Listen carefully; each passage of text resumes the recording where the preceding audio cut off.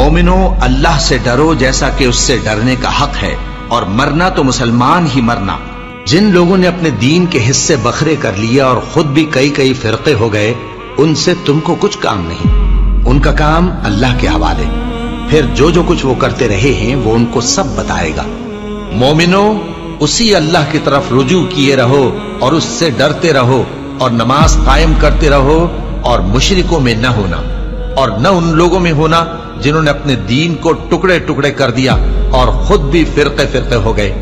ہر فرقہ اسی میں مگن ہے جو اس کے پاس ہے، اور اس شخص سے بڑھ کر بات کا اچھا کون ہو سکتا ہے جو اللہ کی طرف بلائے اور عمل نیک کرے اور کہے کہ میں مسلمان ہوں۔ اور اللہ کی راہ میں جہاد کرو جیسا جہاد کرنے کا حق ہے۔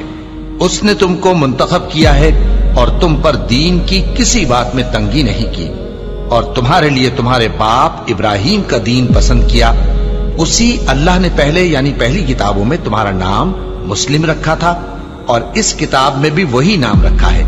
تو جہاد کرو تاکہ پیغمبر تمہارے بارے میں گواہ ہوں اور تم لوگوں کے مقابلے میں گواہ رہو۔